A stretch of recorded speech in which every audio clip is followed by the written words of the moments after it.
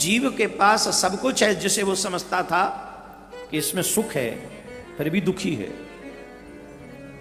कारण क्या है? एक बार देवर्षि नारद ने सनकादिक ऋषियों से पूछा यही प्रश्न, सावधानी पूर्वक सुनना, आपके मतलब की चीज है, आपके काम आएगी। एक बार सनकादिक ऋषि ने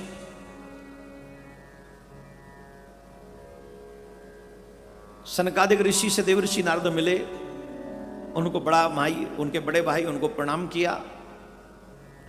सनकादिक ऋषि ने पूछा आप उदास क्यों हो? नारद जी बोले महाराज मेरे दुख का, मेरी उदासी का एक कारण है। क्या कारण है? बोले मेरा एक कारण है, मेरी समझ में नहीं आ रहा, व्यक्ति के पास सब कुछ है, सब कुछ है, सब कुछ होने के बाद भी व्यक्ति दुखी क्यों है, परेशान क्यों है, अशांत क्यों है?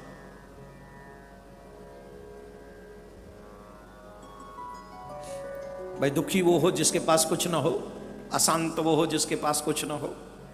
जिसके पास सब कुछ है उसके बाद भी जीव दुखी है, वो कारण मेरी समझ में नहीं आता, इसका क्या कारण है?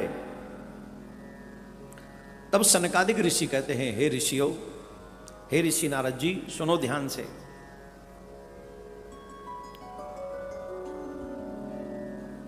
मनुष्य जिसके कारण दुखी है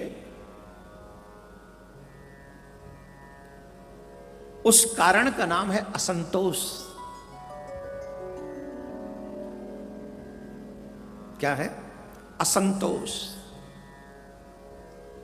जितना जीव को प्राप्त है उसमें वो हैप्पी नहीं है, संतोष नहीं है। जितना उसको मिला है कर्म अनुसार उससे वो हैप्पी नहीं है, बल्कि बहुत कुछ पाने की इच्छा मन में पाले हुए है। अच्छा एक और बात है जो उससे भी खतरनाक है, वो ये है कि मनुष्य बहुत जल्दी धनवान बनना चाहता है, जो है उससे कई गुना ज्यादा। और दुख की बात यह है कि उसके लिए भी वो प्रतीक्षा नहीं करना चाहता, बहुत जल्द बनना है उसे। अपने पास क्या है उसे देखकर वो खुश नहीं है, लेकिन जब पड़ोसी की थाली में घी दिखता है उसे देखकर वो शांत हो जाता है।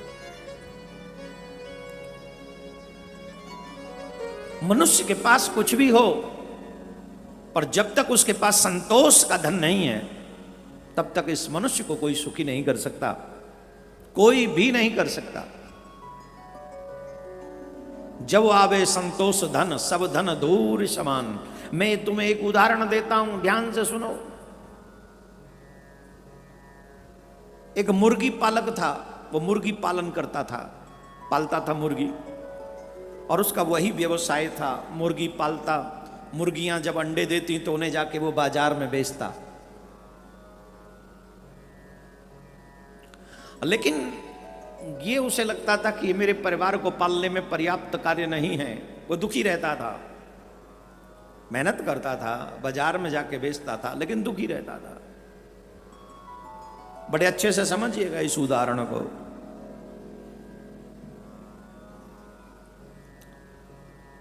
एक दिन भगवान ने कृपा की, एक साधु वहां होके निकले, एक संत वहां होके निकले।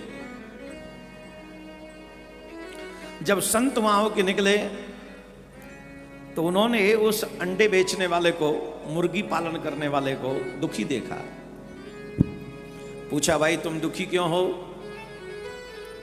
बोले महाराज क्या बताऊं मैं आपको, आप संत हैं, हम गृहस्थियों का दर्द आप नहीं समझेंगे। अरे बताओ, कोशिश कर लेंगे, प्रयास कर लेंगे समझने का, बताओगे तब ना। बोले महाराज हमारे दुख का कारण है, हमारा परिवार बड़ा है और जो मुर्गियां हैं ये जितने अंडे देती हैं उन्हें हम बाजार में बेचते हैं, उससे हमें जो चीजें चाहिए वो प्राप्त नहीं हो पाती हैं, जो संसाधन चाहिए, जरूरतें हैं वो पूरी नहीं हो रही। जैसे तैसे अपना पेट भर के काम चलाते हैं। संत ने कहा अच्छा अच्छा अच्छा, तुम्हारी समस्या है धन। बोले जी महाराज, कोई नहीं, हम तुम्हारे दुख को दूर करने का एक प्रयास करते हैं। हम तुम्हें आशीर्वाद देते हैं, ये जो तुम्हारी मुर्गियां हैं ना, इनमें से एक मुर्गी रोज सोने का अंडा दिया करेगी, तुम उससे अपना घर चलाना। बड़ा प्रसन्न हुआ, महाराज की कृपा हो गई, साष्टांग प्रणाम किया बड़े प्रसन्नता के साथ।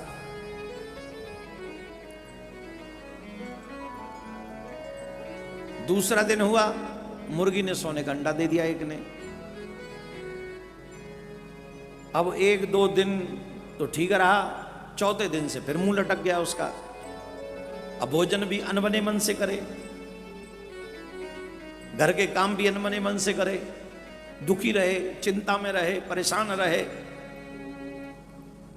पत्नी ने पूछा, ए जी सुनते हो? बोले हाँ सुन रहे हैं। एक बात बताओ, अब क्यों दुखी हो, अब परेशान क्यों हो? अरे बोले रहने दो, क्या बताएं। नहीं नहीं कुछ तो बताओ। बोले छोड़ो, क्या बताएं, महात्मा जी ने हमारे साथ बड़ा गलत किया है। महात्मा जी ने गलत किया है? पत्नी ने कहा तुम तब भी दुखी थे जब वो सिर्फ अंडे हमारी मुर्गियां दिया करती थी और उनको बेच बेच के हम जैसे तैसे अपना पेट भर रहे थे। अब महात्मा जी ऐसी कृपा कर गए कि एक मुर्गी सोने का अंडा एक रोज देती है, और अब भी आप दुखी हो, अब भी दुखी हो, क्यों? अब क्या परेशानी है? वो मुर्गी पालन करने वाला बोला कि महात्मा जी ने हमारे साथ बहुत गलत किया। क्या गलत किया? बोले देखो उन पे तो तमाम शक्ति थी, वो मुझ गरीब का भला न कर सके। अरे क्या नहीं भला कर सके, कितना तो भला कर दिया। हमारी मुर्गी सोने का अंडा दे रही है, और क्या भला किसके गांव में और किसकी मुर्गी दे रही है? अरे बोले जिन महात्मा जी ने ये आशीर्वाद दिया कि तेरी इतनी मुर्गियों में से एक मुर्गी सोने का अंडा देगी एक, वही महात्मा जी यही कह के चले जाते कि सारी मुर्गियां देंगी एक एक सोने का अंडा, तो हमारा दुख दूर हो जाता। हमें तकलीफ इस बात की है कि महात्मा जी ने एक ही मुर्गी को आशीर्वाद क्यों दिया, हम गरीब के गरीब ही रह गए। अब बताओ इस रोग का इलाज कहां है? इस असंतोष का इलाज कहां है? जितना भगवान ने दिया है उसमें हम खुश क्यों नहीं हैं? उसमें हम प्रसन्न क्यों नहीं हैं? ये जो तृष्णा है ना, ये तृष्णा, ये असंतोष हमें प्रसन्न नहीं रहने देता। कौन सा भजन है ना वो? तृष्णा न जाए मन से, कृष्णा न आए मन में, जतन करूं मैं हजार। एक पंक्ति गाएंगे, बहुत अच्छा। हमारे दुख का कारण है असंतोष। ध्यान रख लो, सब कुछ होते हुए भी अगर आप दुखी हैं तो आप असंतोषी हैं, आप लोभी हैं। आपको दुख कभी, मैं कह रहा हूं प्रधानमंत्री सारा भारत का खजाना तेरी बैंक में डाल दे तो भी तू सुखी होने वाला नहीं। कृष्णा न आए मन में, तृष्णा न जाए मन से, तृष्णा न जाए मन से, कृष्णा न आए मन में, जतन करूं मैं हजार। कैसे लगेगी नैया पार, ओ राम जी, कैसे लगेगी नैया पार, ओ राम जी, कैसे लगेगी नैया पार। कृष्णा न जाए मन से, कृष्णा न आए मन में, कृष्णा न जाए मन से, कृष्णा न आए मन में,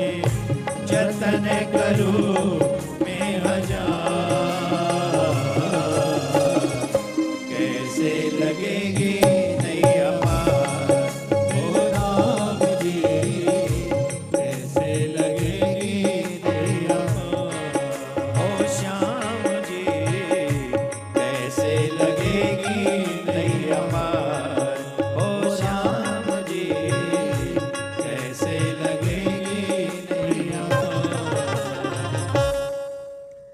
तो सब कुछ होते हुए भी अगर मनुष्य थोड़ा दुखी है तो उसके पीछे रीजन है उसका असंतोष,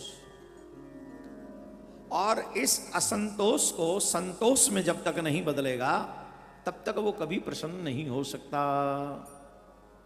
सनकादिक ऋषियों का जवाब है, नारद मुनि का प्रश्न है, ये प्रश्न और ये उत्तर हम सबके लिए शिक्षा है। भगवान ने जो दिया है उसे प्रसाद समझकर अपना भी मत समझो, उसी का प्रयोग कैसे करना है ये सोचना है। जो भी हमारे पास है उसका सदुपयोग कैसे करना, दुरुपयोग नहीं, सदुपयोग। आज व्यक्ति सब कुछ प्राप्त होने पर दुरुपयोग कर रहा है, जिसके कारण वो दुखी भी हो रहा है। जो भी प्राप्त है, विवेक, ज्ञान, धन, सम्मान, पद, प्रतिष्ठा, जो मिल जाता है उसका दुरुपयोग करता है, इसी के कारण वो दुखी होता है। इसलिए इसका सदुपयोग करें। आइए, आप लोगों ने जो क्रम कल कहां तक सुना था, कहां तक सुना था बोलो, याद है कि नहीं? नहीं याद? याद है? मां सती योगाग्नि में अपने तन को भस्म करती, यही सुना? और वही योगाग्नि ज्वाला जी में आज भी विराजमान है। जो मनुष्य ज्वाला जी में मां ज्वाला के दर्शन करता है, वो ज्योति के दर्शन करता है, उसके तब तक के पाप नष्ट हो जाता है। इसलिए जब भी अवसर मिले इस कथा के बाद वहां जाकर दर्शन कीजिएगा। अब सुनिए, वहां पर 60,000 भगवान शिव के गण थे। कितने? जिस समय सती जी ने अपने अंग को, अपने शरीर को योगाग्नि में भस्म किया, उस समय 60,000 रुद्रगण वहां विराजमान थे। 20,000 तो वहीं जो शस्त्र उनके हाथ में थे उन्हें अपने ऊपर मार मार कर, प्रहार कर करके मर गए। क्यों? हाय हाय, हमारे होते हुए ये कैसे हो गया? हम यहां थे, हमारी माता जी ने ऐसा कर दिया और हम अपनी माता जी की रक्षा नहीं कर सके, ये बहुत बुरा हो गया, बहुत ही बुरा हो गया। इसलिए उन्होंने अपने आप को प्रहार करना प्रारंभ कर दिया और वो 20,000 रुद्रगण वहीं पर समाप्त हो गए उसी समय। और बचे हुए 40,000 रुद्रगणों ने क्रुद्ध हुए उन समस्त रुद्रगणों ने आपस में विचार की विमर्श करके प्रलय मचाते हुए लड़ने के लिए शस्त्र उठा लिए और यज्ञ को नष्ट करने के लिए दौड़ पड़े। हे देवऋषि, कितने ही पार्षद तो वहां शोक से ऐसे थे जो व्याकुल और शस्त्रों द्वारा अपने ही मस्तक काट लिए थे उन्होंने। 20,000 पार्षद वो ऐसे थे। उस समय हे मुने, आक्रमणकारी, आक्रमण करने वाले उन पार्षदों को देखकर भगवान भृगु ने यज्ञ में विघ्न डालने वालों का नाश करने वाले अपहता असुरा राक्षस विदेशित इस यजुर मंत्र से दक्षिणाग्नि में आहुति दी। भृगु के आहुति देते ही यज्ञ कुंड से ऋभु नामक हजारों महान देवता, बड़े बड़े प्रबल वीर थे, वो प्रकट हो गए और वो गणों से लड़ने लगे और गणों को परास्त करके भगा दिया। और भगवान शिव के गण कैलाश पर्वत पे पहुंचे और जब कैलाश पर्वत पे भगवान ने यह संदेश सुना कि सती ने देह त्याग दिया, तो भगवान शिव को बहुत क्रोध आया, बहुत क्रोध। और भगवान ने वीरभद्र को प्रकट किया। वीरभद्र को जब प्रकट किया वो बड़ा विकराल था, बड़ा भयावह, देखते ही सबको भय उत्पन्न हो जाए ऐसा। भगवान शिव ने कहा, हे वीरभद्र तुम मेरी बात सुनो, शीघ्र ही प्रयत्न पूर्वक उस कार्य को करो जिससे मुझे प्रसन्नता हो। इस समय ब्रह्मा का पुत्र दक्ष यज्ञ करने के लिए तत्पर है। वह महाभिमानी दुष्ट तथा अज्ञानी विशेष रूप से मेरा विरोध कर रहा है। उन्होंने उसके हाथ में त्रिशूल दिया और कहा, तुम्हारी मां का अपमान करने वाले उस दक्ष को उचित दंड देना, ऐसा दंड देना जिससे वो हमेशा हमेशा के लिए याद कर सके। इस प्रकार जो मुझसे द्रोह करते हैं उन्हें उचित दंड मिल जाए। भगवान ने वीरभद्र को समझाकर भेजा। अब आप कल्पना नहीं कर सकते कितने गण गए होंगे उस यज्ञ में, आप गिन नहीं सकते आप काउंट नहीं कर सकते, इतने गण पहुंचे। आज संसार में मनुष्यों की उतनी आबादी नहीं है जितने गण उस यज्ञ में विघ्न पहुंचाने के लिए पहुंच गए थे। सुनना चाहोगे? है? सुनना चाहोगे कि रहने दूं? महात्मा वीरभद्र शिव के समान ही वेशभूषा धारण करके चले थे, वैसे ही थे। बहुत ही विकराल उनके स्वरूप था। रथ पर बैठकर उनके गणों के साथ चल पड़े। उनकी 1000 भुजाएं थी। कितनी? बताओ इनका रथ कितना बड़ा होगा? इनके रथ में क्या लगे होंगे बताओ? शिव पुराण सुनते रहते हो, बताओ जल्दी। है? नहीं मालूम?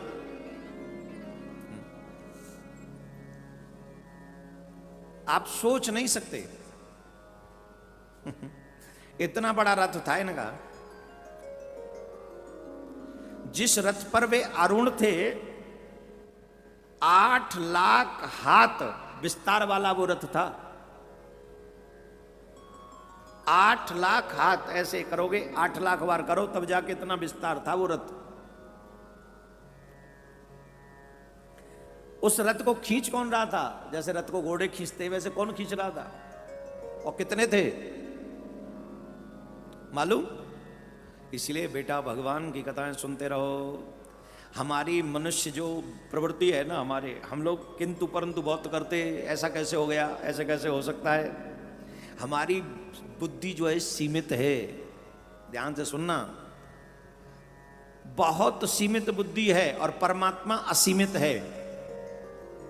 सीमित बुद्धि से असीमित परमात्मा को समझा नहीं जा सकता।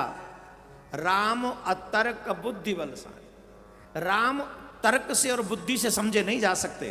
अगर भगवान में तुम बुद्धि लड़ाओगे तो ये बुद्धि काम आने वाली नहीं है। कितनी है तुम्हारी बुद्धि बोलो?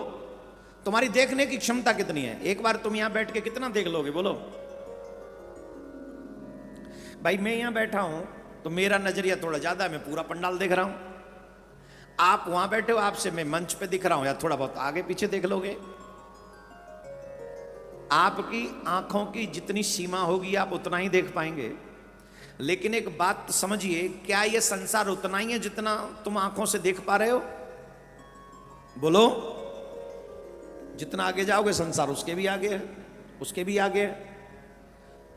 तो जैसे तुम आंखों से सीमित दायरे में देख सकते हो, जैसे कोई सीमित दायरे में हमें आवाज लगाए तो हम सुन सकते हैं कानों से। सीमित दायरे में हो तो हम उसे टच कर सकते हैं। वैसे ही बुद्धि भी ऐसी ही है, सीमित दायरे में ही हम समझ सकते हैं। और हमारी सीमा से बहुत परे है परमात्मा। हमारी बुद्धि की एक सीमा है, परमात्मा असीमित है। उस असीमित परमात्मा को हम सीमित बुद्धि से नहीं समझ सकते। इसलिए कई लोग कहते हैं ये कैसे संभव होगा? सब संभव है, बुद्धि मत लड़ाओ, ग्रंथों का अध्ययन करो, और ग्रंथों का अध्ययन ग्रंथों में कमी निकालने के लिए नहीं, उस परम पिता परमात्मा की लीलाओं को समझने के लिए लगाओ। परमात्मा की लीला को समझोगे तो समझ में आएगा। अब सुनो, कितना बड़ा है रथ? 8 लाख हाथ विस्तार वाला उनका रथ है। उनमें लगे कौन है? उन रथ को हाँक कौन? जैसे रथ को घोड़े हाँकते हैं, खींचते हैं, इनके रथ को कौन खींच रहा है? घोड़े नहीं है, घोड़े मत दौड़ाना, घोड़े नहीं खींच रहे, तो सिंह खींच रहे। इनके रथ को सिंह खींच रहे हैं। हाँ, एक और बात बताओ, संख्या बताओ, कितने सिंह खींच रहे हैं? 10,000। कितने? जोर से बोलो। अगर यहां 10 सिंह भी आ जाएं तो क्या होगो? बोलो। 10 ही आ जाएं तो क्या होएगो? इनके रथ को 10,000 सिंह खींच रहे हैं। और उसी समय बहुत से प्रबल सिंह, सादुल, मगर, मगरमच्छ और हजारों हाथी उनके रक्षक बनकर उनके साथ चल रहे हैं। मगरमच्छ भी हैं, हाथी भी हैं, सिंह भी हैं, बहुत विकराल सेना। और इतना ही नहीं, काली, कात्यायनी, सानी, चामुंडा, मुंड मर्दनी, भद्रकाली तथा भद्रा, त्वरिता वैष्णवी तथा। अब इनके साथ सती मैया का बदला लेने कौन कौन जा रहे हैं? सुनो। उसी समय काली, कात्यायनी, ईशानी, चामुंडा, मुंडमर्दनी, भद्रकाली, भद्रा, त्वरिता तथा वैष्णवी, इन 9 दुर्गाओं तथा समस्त भूतगणों के साथ महाकाली दक्ष का विनाश करने के लिए चल पड़ी। अब मैं कुछ गणों का नाम लूंगा कि वो गण अकेले नहीं, कितने कितने लोग साथ में लेके चल रहे थे, वो सुनो। अब देखना तुम्हारी कितनी सृष्टि है और इनके कितने। सुनो। शिव की आज्ञा का पालक डाकनी, साकनी, भूत, प्रथम, गुहाग, कुष्मांड, परपट, चटक, ब्रह्मराक्षस, भैरव तथा क्षेत्रपाल आदि वीर दक्ष के उस यज्ञ का विनाश करने के लिए निकल पड़े। उसी प्रकार 64 गणों के साथ योगिनियों का मंडल भी सहसा कुपित होकर दक्ष के विनाश के लिए निकल पड़े। हे नारद, उन सभी गणों के धैर्यशाली तथा महाबली मुख्य गणों का समूह था, उसकी संख्या सुनिए। उनके जो समूह था, जैसे एक गण ये है, उनके साथ एक समूह है, एक जैसे हमारा समूह है वैसे आपका, आपके घर का एक है। तो ये होते ना कि ये बटालियन, ये बटालियन, ये बटालियन, ये राजपूताना इसमें इतना है, ऐसे अलग अलग। तो सेना कितनी थी उनकी? सुनो। संकुण नामक गणेश्वर 10 करोड़ गणों के साथ, मैं सिर्फ बोलता जाऊंगा, अब समझाऊंगा नहीं, सिर्फ सुनना। शंकुकर्ण नामक गणेश्वर 10 करोड़ गणों के साथ, केकराक्ष 10 करोड़ गणों के साथ तथा विकृत 8 करोड़ गणों के साथ चल पड़े। हे तात, हे मुने, विशाख 64 करोड़, परित्रक 9 करोड़, सर्वांकक 6 करोड़, वीर विक्रांत भी 6 करोड़, गणों से श्रेष्ठ ज्वालकेश 12 करोड़, समदज्जिमान 7 करोड़, दुद्रभ 8 करोड़, कपालीस 5 करोड़, संदराग 6 करोड़, कोटि कुंड 1 करोड़, गणों से उत्तम विसंभट 64 करोड़, वीरों के साथ सन्नाद पिप्लन 1000 करोड़। कितने? टोटल आबादी कितनी है मनुष्यों की संसार में? ये तो भारत की बता रहे हो आप। पूरी मनुष्य जाति की आबादी कितनी है? 6.5-7 अरब। ठीक। और ये कितने लेके जा रहे हैं? सन्नाद्र पिप्पल 1000 करोड़ गणों को लेके जा रहे हैं अकेले। वो 1000 करोड़ उनकी सेना लगे, बाकी के जो गिने वो लगे। सुनो, आवेशन तथा चंद्र तापन 8 7 कुंडी 12 करोड़ और गणेश श्रेष्ठ पर्वतक भी 12 करोड़ लोगों के साथ दक्ष यज्ञ का विध्वंस करने के लिए चल पड़े। काल, कालक और महाकाल 100 करोड़, कितने 3 हैं ये, काल, कालक और महाकाल 100 करोड़, 300 करोड़ ये गिनो, मतलब दुनिया की आधी आबादी तो ये 3 लेके चल रहे पैसा में, गणों के साथ लेकर दक्ष को विनाश करने के लिए चल पड़े। हे तात, अग्निकृत 100 करोड़, अग्निमुख 1 करोड़, आदित्य मूर्धा तथा घनावा 1-1 करोड़, सन्नाह 100 करोड़, गण कुजमुंद 1 करोड़, गणेश्वर अमोघ तथा कोकिल 1-1 करोड़, ऐसे महाराज 64 करोड़। कोई मेरी कथा रह जाएगी इन करोड़ों के चक्कर में। मुझे ऐसा लगता है हमारे मनुष्यों को इनकी बराबर आने के लिए कई बार ऐसी विकराल सृष्टि बनानी पड़ेगी। इतनी विशाल काय गणों की सेना को लेकर वीरभद्र उस यज्ञ का विनाश करने के लिए, कौन सी यज्ञ का? जिस यज्ञ में महादेव का अपमान हुआ, जिस यज्ञ में महादेव का अपमान न सहने के कारण सती मां ने योग अग्नि में अपने शरीर को भस्म कर दिया। हे महाराज, भगवान की लीला को कोई नहीं जान सकता। जिस समय वीरभद्र दक्ष प्रजापति की यज्ञ की तरफ बढ़ रहा था, दक्ष को टोटल बड़े बड़े अपशगुन होने लग गए थे। दक्ष को यह एहसास होने लग गया था अब मैं बचने वाला नहीं। उसके बाम अंग फड़क रहे थे, बाम नेत्र फड़क रहा था, बाई भुजा फड़क रही थी, बायां पैर फड़क रहा था। ये देखिए, जब भी आदि भौतिक आदि वैदिक ये जितने भी अपशगुन होने लगे तो इन अपशगुनों को हल्के में नहीं लेना चाहिए। उसी समय कोई ना कोई कार्य अवश्य कर लेना चाहिए। जब भी अब कभी बाम आंख पड़ गए तो ठीक है, थोड़ी बहुत छोटी मोटी समस्या हो सकती है भगवान का नाम लेके, लेकिन अगर हाथ भी फड़क रहा हो, पैर भी फड़क रहा हो तो बहुत बड़ा अपशगुन। माताओं का दाएं ना, राइट हैंड, राइट साइड माताओं की और लेफ्ट साइड भाइयों की अशुभ फल देने वाली होती है। अगर दायां भाग पुरुषों का फड़के और बाम भाग माताओं का फड़के तो उसे शुभ फल मानना चाहिए, वो शुभ फल देने वाली है। तो जब भी प्रारंभ ऐसा हो तो भगवान के नाम का स्मरण करना चाहिए, जिससे ये अपशगुन समाप्त हो जाए। बोलो राधे राधे।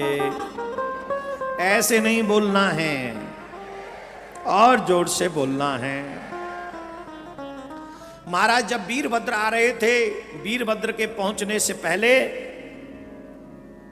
आकाशवाणी हुई, हे दक्ष, तुम्हारे जन्म को धिक्कार है, तुम महामूढ़ हो, तुम पापात्मा हो। शिव जी के कारण आज तुम्हें महान दुख प्राप्त होगा।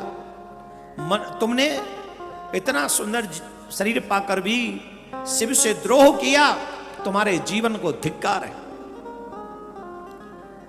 ब्रह्मा जी बोले, हे मुनि, उस आकाशवाणी को सुनकर और उन उपद्रवों को देखकर दक्ष भयभीत हो गया, अन्य देवता भी भयभीत हो गए, कांपने लगे। और दक्ष ने तुरंत ही उमापति श्री नारायण की शरण ग्रहण करी और श्री नारायण के चरण शरण ग्रहण करके कहने लगे, देव देव हरे विष्णु दीन बंधो कृपा निधे मम रक्षा विधातव्य भवता साध्वरहस्य च रक्षिकरस्त्वं मखिष्येव मख कर्मा मखास्त्मकं कृपा विरेद विधेयाय यज्ञस्य भंगो भवतु न प्रभो। दक्ष प्रजापति ने कहा, हे देव, हे हरे, मेरे ऊपर कृपा करो। हे विष्णु, हे दीनबंधु, हे कृपा निधे, आपको मेरी और इस यज्ञ की रक्षा करनी पड़ेगी। आप ही यज्ञ के रक्षक हैं, यज्ञ करने वाले हैं और यज्ञ स्वरूप हैं। हे प्रभु, आपको ही ऐसी कृपा करनी चाहिए जिससे यज्ञ का विनाश न हो। आपको हमारे यज्ञ की और हमारी रक्षा करनी चाहिए। ब्रह्मा जी कहते हैं, नारद जी, दक्ष के इस प्रकार पुकारने पर देखिए खड़े ना रहे भैया, बीच में बैठ जाइए आप लोग सब आराम से। हाँ, सेवा करिए और विघ्न न डालें, सेवा करते रहो बस। राधे राधे। दक्ष ने इस प्रकार जब भगवान नारायण की स्तुति की तो नारायण भगवान ने कहा, हे दक्ष, मैं आपको यथार्थ बात बताता हूं, ध्यान से सुनो। आपके लिए सर्वथा हितकर और आपके लिए मंगलमयी बात है जो मैं तुम्हें बताने जा रहा हूं। तुमने कोई छोटा मोटा अपराध नहीं किया है। तुमने जो शिव द्रोह किया है ये कोई छोटा मोटा अपराध नहीं है, ये बहुत बड़ा अपराध है। मैं आप सबसे, जितने भी लोग भगवान से धर्म से द्रोह करते हैं जाने अनजाने में, वो इस प्रसंग को अवश्य सुनो। कई लोग अपना चेहरा चमकाने के लिए हमारे धर्म को, देवी देवताओं को गाली देते हैं। उनका उद्देश्य कितना जानते होंगे वो भगवान को, कितना, लेकिन उनका उद्देश्य भगवान तक पहुंचना नहीं, उनका उद्देश्य है अपने आप को चमकाना, लोग हमें जाने। बड़े बड़े महात्माओं का नाम लेकर उन्हें गाली देना, उन पे उल्टे सीधी बातें बोलना, लोग हमें जाने। ऑफ कोर्स आपको जानेंगे, लेकिन आपने कभी ये सोचा है कि जानने के बाद हश्र क्या होगा? कौन नहीं जानता दक्ष प्रजापति को? आप जानते हैं कि नहीं? बोलो, कौन है इस संसार में जो दक्ष प्रजापति को नहीं जानता? ब्रह्मा जी के पुत्र हैं, सती मां के पिता, शंकर भगवान के ससुर है, कौन नहीं जानता? लेकिन किया क्या? बोले शिव से द्रोह किया। मैंने कितनी बार आपसे कहा है, शास्त्र विरुद्ध बातें मत बोलो। क्या मिलेगा तुम्हें पुराणों के बारे में उल्टा सीधा बोलकर? क्या मिलेगा तुम्हें सनातन धर्म के विषय में उल्टा सीधा बोलकर? मिलेगा क्या? मिलेगा क्या सिवाय पाप कर्म के? लेकिन शायद यही कलयुग के जीव की बुद्धि है, वो उसमें ही अपना हित समझता है जिसमें उसका विनाश छिपा है, वो उसी को हित कर मानता है। भगवान नारायण ने कहा, ईश्वर की अवहेलना से सारा कर्म न केवल सर्वथा निष्फल हो जाता है, अपितु पग पग पर विपत्ति भी आती है। जहां अपूज्य लोगों की पूजा होती है और पूजनियों की पूजा नहीं होती, वहां देखो सुनो, अपूज्य लोगों की पूजा होती है। अपूज्य कौन है? आज सनातनियों के घर में अपूज्य लोगों की पूजा होती है कि नहीं? बोलो। जिनका यही नहीं पता कि वो सनातनी थे कि वो गैर सनातनी थे, वो हमारे मंदिरों में रखें, हाँ या ना? बोलो। किसके कारण? स्वार्थ के कारण। कितने लोग भूत प्रेतों की पूजा करते, पिशाचों की शमशान में जाके पूजा करते, किसके लिए? निज स्वार्थ के कारण, हाँ या ना? बोलो, जोर से बोलो। हाँ, निज स्वार्थ के कारण। अपूजनीय है कि नहीं वो, फिर भी हम उनकी पूजा करते हैं निज स्वार्थ के कारण। कितने लोग ऐसे हैं जो कुछ पाने के लिए पीर पैगंबरों पर चादर चढ़ाते हैं, बोलो हाँ या ना? और मैं तो ऐसे भी कुछ लोगों को जानता हूं जिन्होंने अपने ही जमीन पे कहीं ना कहीं वो बना लिया है और उन पे वो चादर उड़ाते रहते हैं और अगरबत्ती लगाने जाते हैं। ये है क्या? अपूजनीय लोगों की पूजा। अपूजनीय बोले घर में देवता है ही नहीं, घर में नारायण नहीं, घर में शिव नहीं, घर में विष्णु नहीं, घर में श्री कृष्ण नहीं, घर में श्री राम नहीं, इनकी कोई पूजा नहीं, सूर्य की पूजा नहीं, चंद्र की पूजा नहीं, इनकी कोई पूजा नहीं। कोई पूछे तो हम कह देते हैं नहीं नहीं हम लोग इनको नहीं मानते, हमारी श्रद्धा इनमें नहीं है। ये हो गई पूजनीय लोगों की पूजा न करना। अब सुनो, ध्यान से सुनना, सावधानी से सुनना। जो मनुष्य अपूजनीयों की पूजा करता है और पूजनीयों की पूजा नहीं करता है, ये मेरे वाक्य नहीं है, भगवान नारायण कह रहे हैं, अपूज्या यत्र पूज्यन्ते पूजनीयो न पूज्यते त्रीण तत्र भविष्यांति दारिद्र्यम मरणम भयम। ये मेरे शब्द नहीं है। जो लोग पूजनीय लोगों की पूजा नहीं करते, अपूजनीयों की पूजा करते, 3 चीजें उनके घर में आती हैं। 1 सेकंड रुक जाइए, सब ध्यान से सुनिए।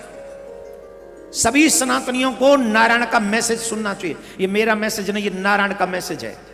30 सेकंड में दे दूंगा। आजकल 30 सेकंड में ही सब समझना चाहते हैं, ज्यादा टाइम नहीं है लोगों पे, 30 सेकंड का ही ले लो। सुनो, जो पूजनीय लोगों की पूजा नहीं करते और जो अपूजनीय लोगों की पूजा करते हैं, सनातनियों को कान खोल के बात सुन लेनी चाहिए। उनके घर में 3 चीज आती हैं। पहली, दरिद्रता। दूसरी, मृत्यु, समय से पहले मर जाएगा। तीसरा, जब तक जिंदा रहेगा उसे भय सताता रहेगा। ये 3 चीजें नारायण भगवान कह रहे मनुष्य सनातनियों के लिए। अब करो सेवा, अब करो, हो गया काम, हो गया। लगो लगो सेवा में, ताली मत बजाओ, जल्दी करो, जल्दी। हो गई 30 सेकंड बाद। समझ में आ गई? ये मैं नहीं कह रहा हूं, नारायण भगवान कह रहे हैं। किसको? दक्ष प्रजापति को। किस लिए? बोले तुमने जगत ईश्वर का अपमान किया है यज्ञ में न बुलाकर। तुमने उनका अपमान किया है, तुम मुझसे आशा रखते हो कि मैं तुम्हारी रक्षा कर लूंगा। ये गलत सोच रहे हो। मैं भी तुम्हारे यहां रहकर शिवद्रोही बन गया। मैं जो तुम्हारे यहां रुक गया हूं, मेरा ये शिवद्रोह बन गया है, ये अपराध बन गया है मेरा। और मैं ये भी जानता हूं इसका फल मुझे भी भोगना पड़ेगा। भगवान की ये बात सुनकर दक्ष बोले, हे विष्णु, हे महाप्रभु, आपके बल से ही मैंने ये महान यज्ञ आरंभ किया है। भवत बलेनेव मया यज्ञ प्रारंभितो महान, सत्कर्म सिद्धे विष्णु प्रमाणम त्वं महाप्रभो। विष्णु त्वं कर्मणां साक्षी यज्ञानां प्रतिपालकः, धर्मस्य वेद गर्वस्य ब्राह्मणस्त्वं महाप्रभो। हे भगवान, मैंने आप ही के बल पे, नारायण भगवान, मैंने आप ही के बल पे ये यज्ञ प्रारंभ किया है। सत्कर्म की सिद्धि के लिए आप ही प्रमाण माने गए हैं। सत्कर्म सिद्ध होगा जहां आपकी पूजा होगी, जहां आपका आवाहन होगा, वो सत्कर्म है और उसका प्रमाण आप ही है। रिद्धि सिद्धि को आप ही, सत्कर्म की सिद्धि के लिए आप ही प्रमाण हैं। हे विष्णु, आप कर्मों के साक्षी हैं, यज्ञों के प्रतिपालक हैं। हे महाप्रभु, आप वेद, सर्वस्व, धर्म और ब्रह्मा के रक्षक हैं। अतः मैं आपको, मेरे इस यज्ञ की रक्षा करनी चाहिए, मेरी और इस यज्ञ की रक्षा आपको करनी चाहिए। भगवान बोले, दक्ष, मुझे आपके यज्ञ की रक्षा अवश्य करनी चाहिए। धर्म के परिपालक विषयक जो मेरे सत्य प्रतिज्ञा है वह सर्वत्र विख्यात है। आपने जो कहा वह सत्य है, मैं उसकी रक्षा करूंगा। पर हे दुर्मते, ध्यान से सुनना, भगवान कह रहे हैं क्या कर्म है, क्या अकर्म है, आप नहीं समझ पा रहे हैं। कई लोग कह देते हैं कर्म पिदान विश्व करे राखा, हम तो कर्म कर रहे हैं बस। अरे भाई, आप जो कर्म कर रहे हो वो ठीक है, लेकिन कर्म करने से पहले विचार तो कर लो ये कर्म करने योग्य है भी कि नहीं। दूसरों को गाली देना भी तो कर्म है, क्या वो करना चाहिए?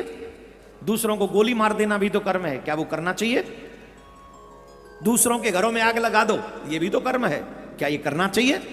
किसी के घर से चोरी कर लाओ, ये भी तो कर्म है, क्या ये करना चाहिए? अरे भाई, कर्म भी तो कई प्रकार के होते हैं। एक कर्म करने वाला होता है और एक कर्म न करने वाला होता है। न करने वाले कर्म को मनुष्य को कभी नहीं करना चाहिए। जो मनुष्य केवल ज्ञान का सहारा लेकर, ध्यान से सुनना, ये बहुत गजब की बात है, इसको भी सुन लो बड़े सावधानी से। केवलम ज्ञानमाश्रित्यम निरीश्वर परा नरः, निर्यम ते च गच्छामि कल्पकोटि शतानि च। जो मनुष्य केवल ज्ञान का सहारा लेकर अनीश्वरवादी हो जाते हैं, ध्यान से सुनना, जो ईश्वर को नहीं मानते, ये भी 30 सेकंड में ही समझ लो। कई लोग अपने आप को ब्रह्मज्ञानी मान लेते हैं, और इतने बड़े ज्ञानी मानते, कहते हम किसी ब्रह्म को नहीं मानते। जो ज्ञान का सारा लेकर अनीश्वरवादी हो जाते हैं, ऐसे लोगों को केवल वो जो कर्म परायण रह जाते हैं, ऐसे लोग प्रत्येक जन्म में कर्म में पासों में बंधते रहते हैं और नरक की भोग, नरक में जाते हैं। वे 100 करोड़ कल्पों तक, कितने 100 करोड़ कल्पों तक नरक में पड़े रहते हैं, जो ईश्वरवादी नहीं है। बोलो राधे राधे, जोर से बोलो। जो ईश्वरवादी नहीं है वो 100 करोड़ कल्पों तक। इसलिए मनुष्य जीवन जब मिले तो हमें भगवान का भजन करना चाहिए, ईश्वरवादी होना चाहिए, ईश्वर से प्रेम करना चाहिए, इसमें कोई संशय नहीं है। भगवान नारायण ने कहा ठीक है तुम कह रहे हो तो मैं यज्ञ की रक्षा करूंगा, लेकिन मैं जानता हूं इस यज्ञ की रक्षा मैं कर नहीं सकूंगा। भगवान ने बड़ी अच्छी बात कही, वीरभद्र इस चक्र से प्रार करते ही बिना उनका वध किए ही मैं जानता हूं ये चक्र मुझे शिवजी ने ही दिया, ये चक्र भी मेरे काम नहीं आएगा। उसका वध किए ही सेव चक्र शीघ्र ही शिवजी के पास चला जाएगा। यह सेव चक्र है, शिव की शपथ का उल्लंघन करने वाले मेरे पास मुझ पर सहसा बिना, ये मेरे ऊपर प्रहार नहीं कर रहा है, ये इसकी बड़ी कृपा है। मैं तुम्हारे जैसे शिवद्रोही किया हूं और शिव सेवा का उल्लंघन कर चुका हूं, और ये चक्र शिव जी का है, इसके बाद भी मेरे ऊपर प्रहार नहीं कर रहा है, ये भी इस चक्र की बड़ी कृपा है। पर फिर भी तुम कह रहे हो तो मैं अवश्य तुम्हारे यज्ञ की रक्षा करने का पूर्ण प्रयास करूंगा। पर एक बात समझ लो दक्ष, होनी को कोई टाल नहीं सकता। भगवान ने सबको कहा कि भाई चलो अब युद्ध तो करना ही है, युद्ध के लिए तैयार हो जाओ, तो युद्ध के लिए तैयारी करने लगे। आइए हम एक 2-3 मिनट में आवश्यक संदेश सुन लें और उसके बाद में दक्ष का विनाश कैसे हुआ और किस तरीके से वीरभद्र ने दक्ष का विनाश किया है, आगे की जो शिव पुराण की कथा है मन लगाकर सुनेंगे। आप लोग सभी जब तक YouTube पे सुन रहे हैं और लोगों को भी राधे राधे महादेव हर हर महादेव लिखकर शेयर करें, जिससे और लोग भी भगवान शिव का अपराध करने वाले लोगों को क्या दंड मिलता है ये सीख सकें। आप भी जुड़े रहिए। राधे राधे। प्रिय, हमने आपको कहा अपने धर्म से कभी द्रोह नहीं करना चाहिए, अपने देवी देवताओं का कभी अपमान नहीं करना चाहिए। जिन देवी देवताओं का हमारे पूर्वजों ने पूजन किया है उनके प्रति कभी भी हमारी अश्रद्धा नहीं होनी चाहिए। दुर्भाग्य से आज समय बड़ा विचित्र हो गया है, इतना विचित्र समय हो गया है कि हम उन्हीं देवी देवताओं में अश्रद्धा तो रखते ही हैं, साथ में कुछ स्वार्थी लोगों के कहने पर हम अपने उन देवी देवताओं को घर से भी निकाल देते हैं, पूजा भी नहीं करते। इतना भी हो तो भी कुछ सोचा जाए। अब तो लोग देवी देवताओं को गाली देने में अपना सम्मान समझते हैं और ये बहुत दुखद है। हम तो सरकार से भी कहते हैं इस निंदा एक कानून बनना चाहिए जिससे कोई हमारे देवी देवताओं को अपशब्द ना बोल सके, उल्टा सीधा ना बोल सके। ये बहुत जरूरी है। हम सब अपने अपने धर्म का पालन करें, रुचि अनुसार पालन करें, वो आपकी मर्जी है, लेकिन हमें धर्म का अपमान नहीं करना चाहिए, किसी देवी देवता को अपमानित नहीं करना चाहिए। बोलो राधे राधे। ऐसे नहीं, जोर से बोलिए। अरे धीरे नहीं, जोर से। तो दक्ष के कहने पर भगवान उस यज्ञ की रक्षा करने के लिए तैयार हुए और ऋषिगण बोले, हे देवादिदेव, हे रमानाथ, देव देव रमानाथ सर्वेश्वर महाप्रभो, रक्षम यज्ञम ही दक्षस्य यज्ञोसी त्वं न संशय। यज्ञ कर्म यज्ञ रूपो यज्ञांगो यज्ञ रक्षकः, रक्ष यज्ञ मतो रक्ष त्वय तो अन्यो नहीं रक्षकः। और वहां पर जो उपस्थित ऋषिगण थे उन्होंने भी भगवान नारायण को नमन किया और नमन करके कहने लगे, हे देवादिदेव रमानाथ सर्वेश्वर, हे महाप्रभु, दक्ष की यज्ञ की रक्षा कीजिए। आप यज्ञ स्वरूप हैं, इसमें संशय नहीं है। आप ही यज्ञ करने वाले, यज्ञ रूप यज्ञ के अंग हैं, यज्ञ के रक्षक, अतः यज्ञ की रक्षा कीजिए, रक्षा कीजिए। आपके अतिरिक्त कोई दूसरा रक्षक नहीं है, आपको यज्ञ की रक्षा करनी चाहिए। बोलो राधे राधे। ऋषियों की प्रार्थना सुनकर भगवान ने, महाबली भगवान ब्रह्मा जी ने कहा, ऋषियों की प्रार्थना सुनने के बाद महाबली चतुर्भुज भगवान विष्णु हाथ में चक्र आदि आयुध धारण करके सम्यक समाधान होकर देवताओं के साथ यज्ञ मंडप से बाहर निकले। उन्हें देखते ही वीरभद्र टेढ़ी भौएं करके खड़ा हो गया। वीरभद्र ने देखा, यहां पर वीरभद्र का और नारायण भगवान का संवाद है, थोड़ा सा प्यारा सा। इस प्रसंग को हम सबको सुनना चाहिए और थोड़ा मन लगाकर ध्यान से सुनना चाहिए। वीरभद्र बोला, रे रे हरे महादेवस पथोल्लंघन त्वया कथमद्य कथम चित्ते गर्भः किम भवतम। हे हरे, आपने आज शिव जी की शपथ की अवहेलना क्यों की और आपके मन में घमंड क्यों हो गया? क्या आप में शिव जी की शपथ का उल्लंघन करने की शक्ति है? आप कौन हैं? तीनों लोकों में आपका रक्षक शिव के सिवा और कौन है? कौन है शिव के सिवा तुम्हारा रक्षक? यहां किस लिए आए हैं हम नहीं जान पा रहे, बतलाइए। इस यज्ञ में सती जी ने जो किया उसे क्या आपने नहीं देखा? दधीची ने जो कहा क्या उसे आपने नहीं सुना? आप दक्ष के इस यज्ञ की अवदान यज्ञ भाग प्राप्त करने के लिए आए हुए हैं। हे महाबाहो, अब तुम सावधान रहो। क्यों आए हो तुम?